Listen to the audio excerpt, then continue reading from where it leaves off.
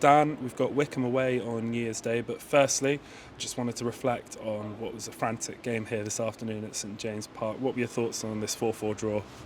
Yeah, I think we'll certainly learn a lot from today. I think the biggest lessons that we learned is that, no matter what, the bare minimum is that we've got to run and we've got to run hard. We've got to be a team that plays with energy. And I think we need to be a team that plays with emotion. I think that's what we played with second half, and I think our quality showed off the back of that. And again, I think when we came in at half-time 4-1 down, the interesting thing was I think everyone in that room believed that if we got the next goal, we could get something from this game. So I think from a character standpoint, we showed a lot, and I think we learned a lot about ourselves throughout the course of that game.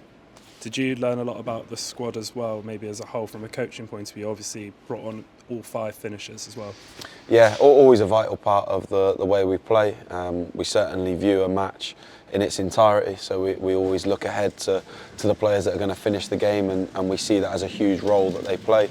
So yeah, again, learned a lot about the squad, and I hope that come the end of the season that'll be an important point.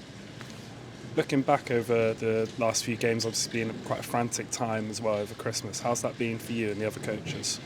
Yeah, it's. I think this time of year is a real good test of the work that you've done prior to it, because let's be honest, when you've got games and a quick turnaround, really what you're seeing is the principles and the habits that you've instilled over the previous 4 or 5 months of the season. So I like the fact that we've got 7 points out of 9. I think the performances on the whole have been positive. I think scoring, 9 goals in 3 games is a real positive sign for some of the work that we've been doing from an attacking perspective.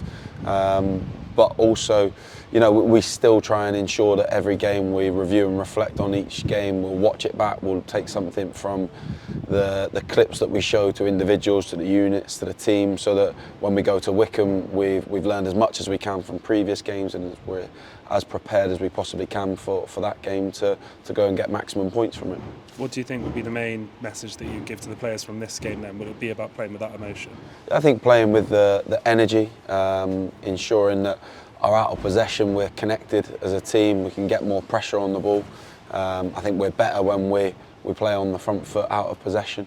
And then I think just again, probably trusting our in possession structure to create chances. I think that we did that, with good frequency in the second half. So yeah, lots of things to take into the next game. Like you said, it comes around thick and fast, but it's the same for all the teams in the league at this time. And like I say, you see the value of your squad, you see the value of the previous 4 or 5 months worth of habits that you've worked with the players on.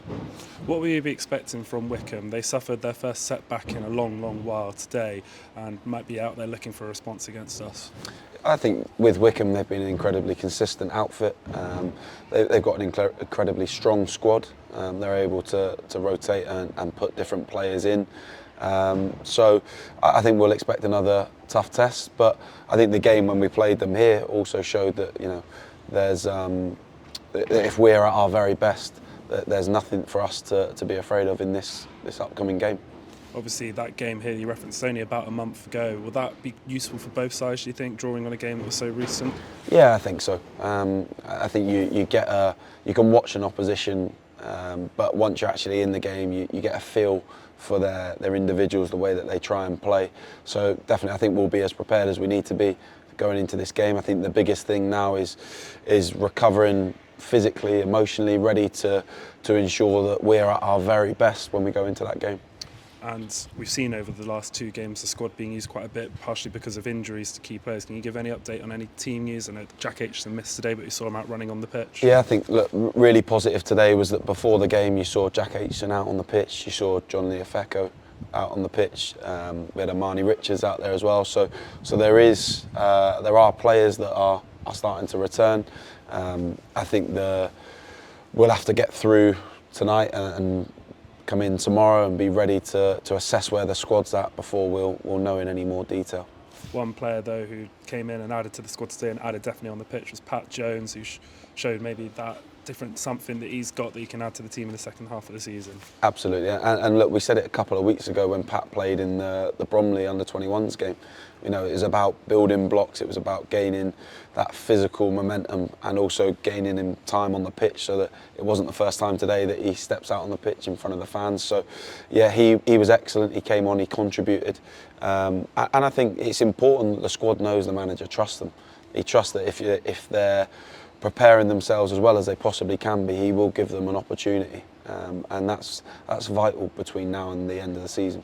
And Pat was well received by the crowd here. I mean, you could see them getting up on their feet every time he was on the ball, as they were for many of the players. It's a great backing today, and we hope for another same at Wycombe. Yeah, I thought it was fantastic. I think the players fed off the energy and the emotion of the crowd, and I think that snowballs, one goes after the other. The crowd then feeds off the players, and I think that second half was much closer to us being at our very best. But I thought the crowd, in fairness throughout, was exactly what we needed today.